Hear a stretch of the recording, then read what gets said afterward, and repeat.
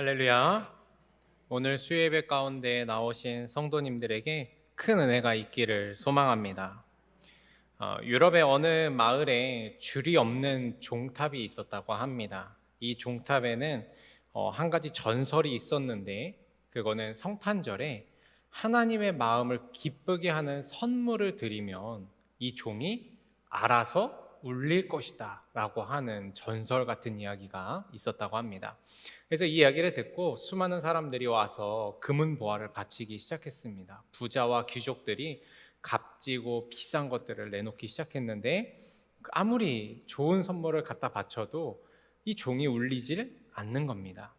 그 이야기를 듣고 어느 나라의 왕이 찾아왔다고 합니다. 그리고 그 왕이 그 앞에다가 자신의 왕관을 딱 내려놓았습니다. 그래도 종이 울리지 않았습니다. 사람들은 생각했습니다. 이 왕이 이렇게 왕관을 바쳤는데, 이거는 사실 세상에서 바칠 수 있는 것 중에 가장 큰 것인데, 이것으로도 종이 울리지 않는다면 아마 허황된 이야기일 거다라고 생각을 했답니다. 그렇게 몇 년이 좀 흘렀습니다. 사람들이 이 이야기에 대해서 이제 잊혀져 갈 때쯤에 갑자기 종소리가 마을에 울리기 시작한 겁니다. 사람들은 놀라서 종 밑으로 뛰어갔습니다. 대체 누가 뭘 바쳤길래 이 종이 울렸을까? 막 뛰어가 보니까 종 아래에는 동전이 한 입 놓여져 있었습니다. 어떻게 된 건가 살펴보고 나니까 한 가난한 농부가 성탄절에 예배를 드리러 가야 되는데, 예배 드리러 가다가 힘들어하고 있는 어떤 사람을 만나서 그 사람을 도와주다가 예배를 드리지 못한 거예요. 그래서 그 헌금, 자기가 가지고 있는 가장 작은 동전 한 잎을 그 종 밑에다 놓았다고 합니다. 그리고 그 동전 한 잎이 종을 울리게 된 거지요. 마을 사람들은 이것을 보고 깨달았다고 합니다. 하나님은 마음을 받으시는 분이구나. 어떤 중요한 거, 어떤 비싼 것보다 마음을 중요하게 여기시는 분이구나 라는 걸 깨달았다고 합니다. 저는 세상의 모든 신앙 중에서 예수 믿는 게 제일 어렵다고 생각을 합니다. 왜냐하면 예수님은 우리의 외적인 것을 보는 분이 아니라 우리의 중심을 보시는 분이기 때문에 그렇습니다. 성경은 구약과 신약을 통틀어서 계속 이야기합니다. 너희의 중심을 하나님이 보신다. 사무엘상 16장 7절 말씀에 내가 보는 것은 사람과 같지 아니하니 사람은 외모를 보거니와 나 여호와는 중심을 보느니라 하시더라. 로마서 2장 29절에 오직 이면적 유대인이 유대인이며 할례는 마음에 할지니 영에 있고 율법 조문에 있지 아니한 것이라. 그 칭찬이 사람에게서가 아니요 다만 하나님에게서니라. 그렇습니다. 하나님은 항상 이 외형적으로 대단한 것이 아니라 그 중심을 보시는 분입니다. 그렇기 때문에 하나님 앞에서는 가식이나 내숭이나 심지어는 예의 범절도 통하지 않습니다. 하나님은 중심을 보시는 분이기 때문에 그렇습니다. 오늘 여러분과 함께 읽은 본문은 사도 바울이 빌립보라는 지역에서 경험한 일입니다. 빌립보라고 하는 곳은 우리가 잘 알고 있듯이 사도 바울과 실라가 감옥에 갇혀서 이 어렵고 힘든 가운데서도 하나님께 기도하고 찬양했더니 감옥 문이 열리고 묶여있던 모든 것들이 풀어지는 역사가 일어났던 곳이지요. 이렇게 거대한 역사가, 아주 특별한 이야기가 이 안에 있다 보니까 여기에 묻혀서 잘 드러나지 않는 이야기가 있습니다. 바로 그 감옥에 갇히기 전에 있었던 사도 바울의 귀신을 쫓는 사역이 있었다라는 것입니다. 바울과 실라가 감옥에 갇히기 전에 이 빌립보라는 곳에 도착을 하게 됐어요. 그래서 하나님의 말씀을 전하는데 때마침 거기에 그 자색 옷감을 팔고 있는 루디아라는 여자를 만납니다. 이 루디아는 하나님을 좀 믿던 사람이었는데 이 바울과 실라의 복음을 듣고서는 마음의 문이 열려서 이제 세례를 받고 즉 예수 그리스도를 믿는 그리스도인이 되지요. 이 바울과 실라가 빌립보라는 곳에서 거둔 첫 번째 열매였습니다. 얼마나 기뻤을까요? 여러분, 전도했는데 열매가 있으면 얼마나 기쁩니까? 내가 이 말씀 듣고 싶었어요. 저 내일부터 교회 나갈래요. 이러면 얼마나 이 맛이 나지 않습니까? 바울과 실라도 그랬던 것 같습니다. 그래서 열심히 복음을 전하다가 기도할 때가 되어서 기도하러 성전에 올라가고 있었습니다. 이렇게 가던 중에 한 여자를 만나는데 그 여자는 점치는 귀신 들린 여종이었습니다. 아마 이 여종은 굉장히 유명했던 것 같습니다. 왜냐하면 돈을 많이 벌었기 때문입니다. 오늘 본문 말씀 16절에 보니까 우리가 기도하는 곳에 가다가 점치는 귀신 들린 여종 하나를 만나니 점으로 그 주인들에게 큰 이익을 주는 자라라고 하죠.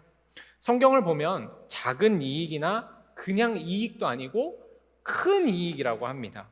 다시 말해 이 지역에서 용하다고 소문난 사람이었던 겁니다. 당시에 점치는 모습은 보통 어떤 초자연적인 그 능력을 가지고 복화술을 좀 이용했다고 합니다. 그래서 그 복화술로 사람들에게 길흉화복, 미래에 대해서 좀 알려주었다고 해요. 아마 어떤 모습인지 좀 이해하기 어렵다면 우리나라의 무당을 좀 생각해 보면 좋을 것 같습니다. 저는 한 번도 가본 적이 없는데 여러분들 중에 어쩌면 가보신 분이 계실지도 모르겠습니다. 계신가요? 지금은 안 다니시죠? 네.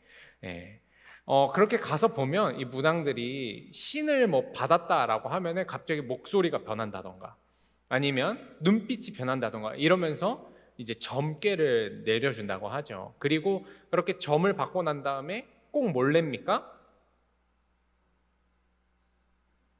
모른 척 하시는 건가요? 모르시는 건가요? 복채를 내야 되죠. 그죠? 그래서 돈을 얼마 주고 와야 됩니다. 바울과 실라는 기도하러 가던 길에 이런 사람과 만나게 된 겁니다. 그러자 그 여인이 갑자기 소리를 막 지르기 시작을 했어요. 17절에 나와 있습니다. 그가 바울과 우리를 따라와 소리질러 이르되 이 사람들은 지극히 높은 하나님의 종으로서 구원의 길을 너희에게 전하는 자라 하며, 이 귀신 들린 여인은 바울과 실라가 하나님의 종으로 구원의 길을 너희에게 전하는 사람이다 라고 말하며 복음 전파를 도와주고 있어요.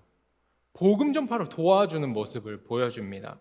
이렇게 하루 이틀이 아니라 여러 날을 쫓아다니면서 그럽니다. 그런데 그 다음에 나오는 말이 참 특별하게 느껴집니다. 18절의 첫 부분에 보면 이같이 여러 날을 하는지라 바울이 심히 괴로워하여. 성경은 이 여인으로 하여금 바울이 심히 괴로웠다라고 말합니다.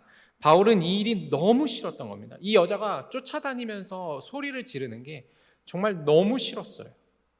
한번 생각해 보았습니다. 부족하지만 제가 바울이라고 한번 생각을 해봤습니다.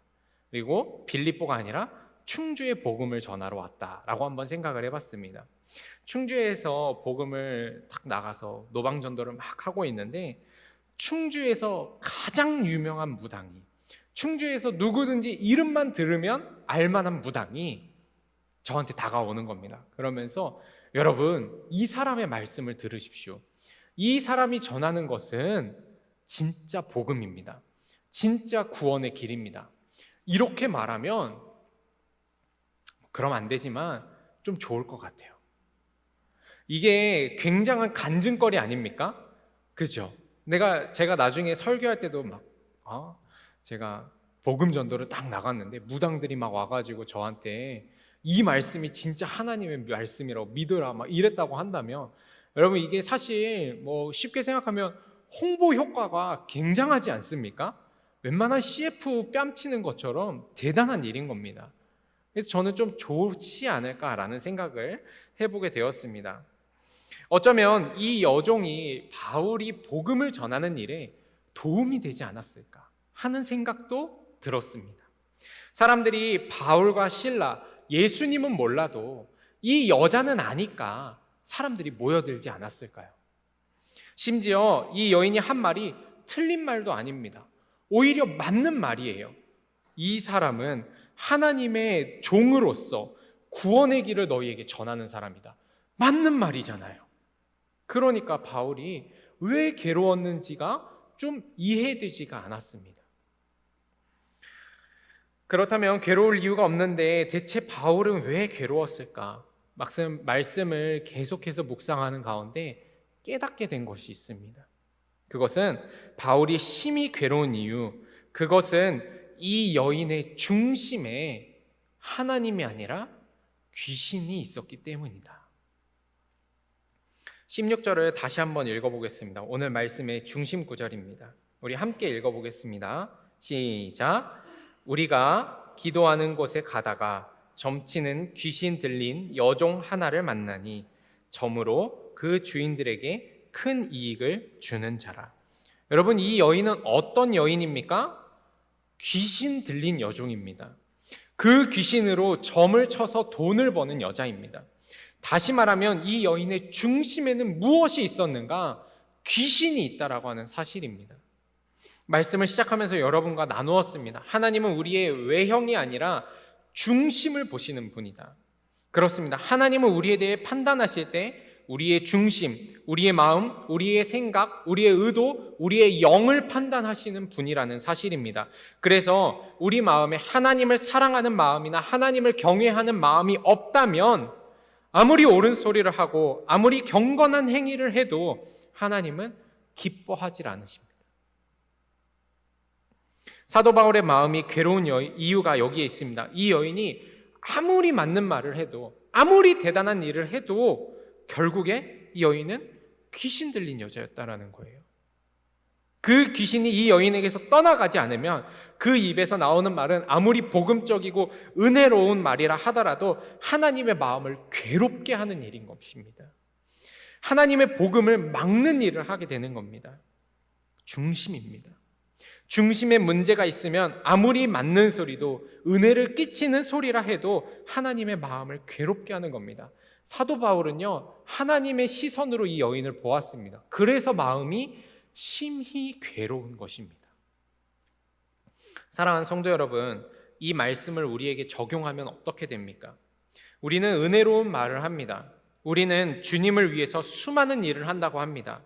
우리가 참 경건해 보이고 교회에서 옳은 말을 하고 다른 이들에게 칭찬받는다고 해도 내 마음에, 내 중심에 하나님이 계시지 않으면, 우리의 중심에 세상의 영과 인간적인 탐욕, 죄악이 있다고 한다면 우리는 하나님의 마음을 괴롭게 하는 자가 된다는 사실입니다. 사실 여러분, 이 이야기 굉장히 기본적인 이야기죠. 신앙생활 하면서 이 이야기 안 들어보신 분들이 계십니까? 교회 1년만 다녀도 이 이야기는 한 10번 정도는 들을 수 있는 이야기입니다. 아주 기초적인 이야기입니다. 그런데 여러분, 그거 아십니까? 사람이요, 기초 때문에 무너지는 거예요. 기본에서 실수하니까 무너지는 겁니다. 여러분, 우리 학생들이 수학 문제 풀 때 공식이 틀려서? 아닙니다. 수학 문제 풀 때 왜 틀리냐면요, 중간에 덧셈 잘못해서, 중간에 뺄셈 잘못해서 틀립니다. 여러분, 덧셈 뺄셈 다 하는 거잖아요. 초등학생만 지나면 덧셈 뺄셈 다 하는 겁니다. 그런데 너무 거기서 쉽게 생각하니까 거기서 틀려서 정답까지 가질 못하는 겁니다. 마찬가지입니다. 여러분, 이 기본, 내 중심에 하나님이 있어야 된다라고 하는 기본, 고민하고 생각하고 묵상하는 성도님 계십니까? 여러분들 무슨 말을 할 때, 아니면 교회에서 무슨 사역을 할 때 어떻게 할까? 무엇을 할까? 누구랑 할까? 이거는 정말 많이 고민하실 거예요. 그런데 과연 내가 이 일을 하는 것이 내 마음의 중심에 하나님이 계신가? 내 마음 가운데 이 사역을 하면서 하나님이 계셔서 이 사역이 하나님께 기쁨이 될까? 고민하시는 분 계십니까? 고린도후서에서 사도 바울은 이렇게 말합니다. 고린도후서 13장 5절에 너희는 믿음 안에 있는가 너희 자신을 시험하고 너희 자신을 확증하라. 그리스도 예수께서 너희 안에 계신 줄을 너희가 스스로 알지 못하느냐. 그렇지 않으면 너희는 버림받은 자니라. 여러분, 너무 두려운 일 아닙니까? 저는 특별히 말씀을 묵상하고 준비하면서 굉장히 두려운 마음이 들었습니다.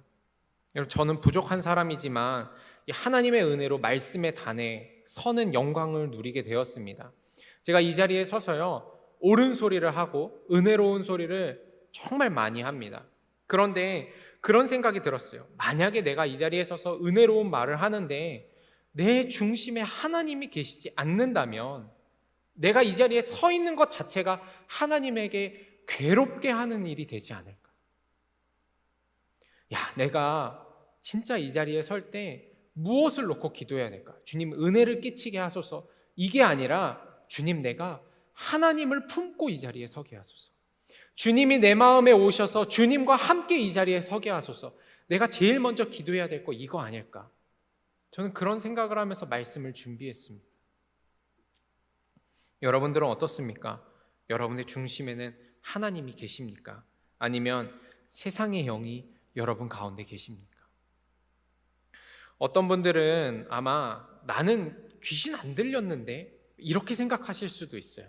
또는 나는 미래를 예지하거나 점치는 거 안 하는데, 나는 평생 한 번도 그런 데에 발을 디뎌본 적이 없는데, 이렇게 생각하실 수도 있을 겁니다. 그런데 여러분 잘 생각해 보십시오.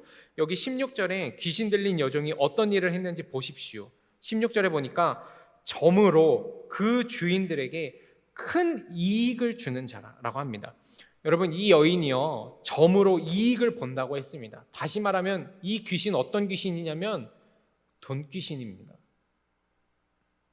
탐욕의 귀신입니다. 인간을 높여주는 귀신입니다. 사도 바울은 먼 훗날 영적 아들 디모데에게 편지를 쓰면서 이렇게 말했습니다. 디모데후서 3장 1절에서 4절에 너는 이것을 알라. 말세에 고통하는 때가 이르러 사람들이 자기를 사랑하며 돈을 사랑하며 자랑하며 교만하며 비방하며 부모를 거역하며 감사하지 아니하며 거룩하지 아니하며 무정하며 원통함을 풀지 아니하며 모함하며 절제하지 못하며 사나우며 선한 것을 좋아하지 아니하며 배신하며 조급하며 자만하며 쾌락을 사랑하기를 하나님 사랑하는 것보다 더하며. 여러분, 우리 마음에 이런 마음이 있다면 그 사람은요, 어쩌면 그 중심이 세상에 잡혀 있는 사람일 수 있다는 겁니다. 사도 바울은 이어서 디모데에게 이렇게 말합니다. 디모데후서 3장 5절에 보니까 경건의 모양은 있으나 경건의 능력은 부인하니 이 같은 자들에게서 내가 돌아서라. 이런 사람들, 중심에 하나님이 없고 자기를 사랑하고 자기를 높이고 돈을 사랑하는 사람들, 경건의 모양이 없는 게 아니라 경건의 능력을 부인하는 자. 모양은 경건하고 겉모습은 화려하고 겉모습은 은혜롭지만 그 속에는 능력이 없고 경건의 모양으로 인해서 오히려 하나님이 괴로워하신다. 그렇습니다. 귀신이 들렸다고 하는 것은 결국 하나님의 영, 성령이 아니라 내 안에 세상의 영이 있다라고 하는 것입니다. 내 의도와 동기와 목적이 하나님께 영광이 아니라 나를 위하고 세상적인 목적을 위한다고 하는 것입니다. 여러분은 어떤 마음으로 교회를 다니십니까? 어떤 목적과 어떤 중심을 가지고 신앙생활 하십니까? 어떤 사람은 자기가 하는 일에 도움이 좀 되려고 교회에 다닙니다. 또 어떤 사람은 정치적인 목적을 가지고 교회에 나오는 사람도 있습니다. 또 어떤 사람은 영업사원인데 교회에 가면 영업하려고 교회에 나오는 사람도 있습니다. 그러나 여러분, 진짜 그리스도의 목적은 하나여야 될 줄로 믿습니다. 하나님을 사랑하는 것, 예수님을 사랑해서 교회에 나와야 된다는 것입니다. 예수님을 사랑하고 하나님이 너무 좋아서 교회에 나오고 예배 생활도 드리고 신앙생활도 하고 주를 위해서 사역도 감당하는 겁니다. 물론 처음부터 하나님을 막 사랑하는 마음이 넘쳐가지고 교회에 나오는 사람은 사실 많지 않습니다. 인생이 좀 힘들어서 기도하면 좀 나을까 싶어서 어떻게 신의 힘을 좀 빌려보고자 교회에 나올 수도 있어요. 그러나 그 신앙의 끝은 결국 똑같아야 됩니다. 하나님이 내 중심에 오시는 것, 이게 우리의 신앙의 목적이고 이게 우리의 신앙의 끝부분이어야지 된다라고 하는 사실입니다. 여러분, 한 번 더 물어보겠습니다. 여러분의 마음에는 하나님이 계십니까? 여러분의 중심은 하나님이 보시기에 기뻐하실 만한 중심입니까? 어쩌면 오늘 이 여인의 이야기를 여러분 들으시면서 마음에 좀 찔림이 계신 분이 계실 수 있을 것 같습니다. 성도 여러분, 오늘 이 시간 하나님이 우리 각 사람의 영적인 눈을 열어주시기를 소망합니다. 그래서 우리의 중심에 하나님이 계신지 영적인 눈이 열려서 보게 되는 역사가 있게 되기를 소망합니다. 그렇다면 어떻게 해야 하나님의 마음을 괴롭히지 않는 성도가 될 수 있을까? 어떻게 해야 하나님이 내 중심에 오셔서 하나님께 기쁨이 되는 성도가 될 수 있을까? 오늘 말씀 18절에 나와 있습니다. 함께 읽어보도록 하겠습니다. 시작. 이같이 여러 날을 하는지라 바울이 심히 괴로워하여 돌이켜 그 귀신에게 이르되 예수 그리스도의 이름으로 내가 내게 명하노니 그에게서 나오라 하니 귀신이 즉시 나오니라. 예수 그리스도의 이름으로 귀신을 쫓아내는 겁니다. 내 안에 악한 영을 쫓아낸다는 것은 결국 주님이 내 안에 머무신다라고 하는 것입니다. 여러분, 우리가 노력한다 그래서 우리의 중심이 바뀌는 게 아니에요. 우리가 노력한다 그래서 내 안에 있는 악한 영들이 떠나는 게 아닙니다. 내가 노력한다 그래서 죄의 멍에가 벗겨지는 것이 아닙니다. 오직 예수 그리스도, 예수님의 이름으로 우리를 깨끗하게 하고 우리를 변화시켜야 될 줄로 믿습니다. 예수 그리스도의 능력이 우리 안에 임할 때 악한 영이 떠나게 되는 것입니다. 인간적인 탐욕이 언제 사라집니까? 성령님이 오실 때 내가 인간적인 탐욕이 사라지고 하나님의 영광을 바라보는 은혜가 나타나게 되는 것입니다. 나를 붙잡는 죄의 멍에로부터 언제 자유할 수 있습니까? 예수 그리스도의 이름으로, 예수 그리스도의 이름을 내가 믿고 입으로 시인할 때 그 일이 일어나게 되는 줄로 믿습니다. 고린도후서 3장 17절 말씀에 주는 영이시니 주의 영이 계신 곳에는 자유가 있느니라. 주님이 우리를 자유하게 하실 줄로 믿습니다. 그것이 십자가의 능력이요 그것이 예수님의 권능인 줄로 믿습니다. 사랑하는 성도 여러분, 여러분의 중심에는 누가 앉아 있습니까? 이제는 예수님이 우리의 중심에, 우리의 왕의 자리에 앉으셔야 할 줄로 믿습니다. 지금까지는 어쩌면 하나님의 마음을 괴롭게 하는 성도였을지도 모릅니다. 괜찮습니다. 오늘 여러분 기도하시는 가운데 예수 그리스도의 이름을 의지하십시오. 그러면 이전까지의 모습은 지나가고 보라 새 것이 되었도다. 이전에는 하나님을 괴롭게 하는 성도였을지 모르지만 이제는 하나님을 기쁘시게 하는 성도, 하나님이 내 중심에 들어와서 나를 다루어 가시는 성도가 될 줄로 믿습니다. 오늘 예수의 마음을 가져서 하나님께 기쁨을 올려드리는 복된 성도가 되시기를 소망합니다. 기도하겠습니다.